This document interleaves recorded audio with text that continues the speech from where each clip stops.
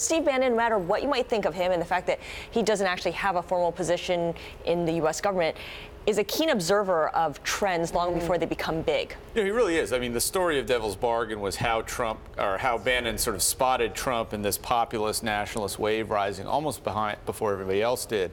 And there's a kind of comic poignancy, I think, to the fact that Bannon, who was so publicly cast out and blown up by Donald Trump, is sitting here watching the Golden Globe Awards, watching Oprah, and convinced he's seeing the next wave coming, only this is a backlash against Donald Trump and people like Steve Bannon. The irony here, though, is that Bannon is so far out of the Trump universe, he's sort of an alt-right Cassandra. You know, he's issuing this warning, but is Donald Trump going to listen to him? We don't know yet.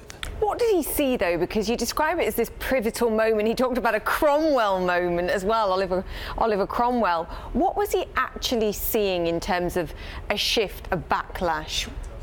I think he was seeing really the power of the Me Too movement. He was, Oprah, everyone agreed. I think her speech was a kind of a galvanizing moment because for the next week or two after that, all the chatter and media in Washington was like, my gosh, she could run for president and win. Very good at articulating a kind of counter response to the Trump movement that's frustrated so many people. And I think Bannon just sensed that she was connecting, in a way. He's a guy who studies propaganda, and he could tell that she was being effective, and he was afraid of the effect that could have on Republicans like Trump, who seem to be asleep at the wheel when it comes to women's issues and domestic violence. There was a Natalie Portman moment, though, as well, when she made it kind of anti-male beyond anything else. And a lot of my male friends were like, hang on a second, this isn't referred to me. This is way bigger than just a Me Too and a few people. Yeah, this is a male thing. And I wish I could share the scene from the book. It's a little too purple to say on Bloomberg TV, but Bannon but there was a moment when The Rock, the movie star, Dwayne Johnson, was kind of gazing up,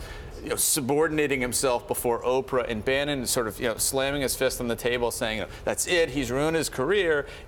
If you rolled out a guillotine right now, these women would chop off every word I can't say. Appendage. So he has a kind of Freudian angst, I think, that a lot of men share about this movement. Tie this to today and the allegations against Mark Porter, because it kind of follows, in a sense, and very much ties to the U.S. administration and to the president himself with his tweets as well. Well, it does, because it underscores, I think, what Bannon correctly recognizes is a blind spot with Republicans and Trump in particular. Right. We're 2 weeks into the spousal abuse scandal with no end in sight. Okay.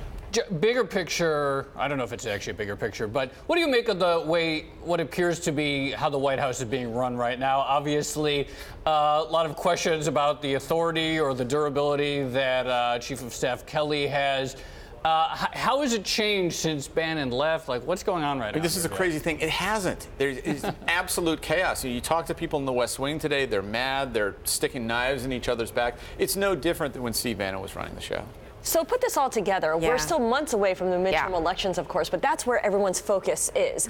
If things continue this way, what are you hearing from Steve Bannon, from those around him, and from people who don't like him about how this shores up or destroys the Republicans' chances? Well, there's no real dispute between Steve Bannon and the smart Democratic strategists I talked to working on the ground. They see a wave coming, and it's driven by women. And we've had early indications of this. The off-year elections in Virginia last fall, 15 male Republicans were defeated by Democrats. 11 of those Democrats were women. This is the story we're seeing in congressional races, House districts around the country. And unless there's some kind of a course correction from the White House, I would expect that wave to carry on through September or through November. What does that course correction look like? And how do you tell the president that there needs to be some kind of course correction, particularly in this sphere? Well, I think we're going to have to dive into the realm of fantasy politics here, because I can't really envision it happening. We've never done that before. It would begin with Donald Trump coming out and saying, it's time to put this Rob Porter scandal to rest. I support and believe women who are abused. I've done an investigation of my staff. Here's where we slipped up. Moving forward, we're going to be more cognizant of these issues. And does General Kelly go as part of that? In any ordinary White House, he'd be gone by now for the mismanagement, but this is anything but an ordinary White House. And Trump's habit is to let people stick around and kind of torture them. Maybe in a couple months, Kelly moves on and he's replaced by somebody else. Maybe he's replaced by Steve Bannon. Who knows? It's Donald Trump. You can never predict.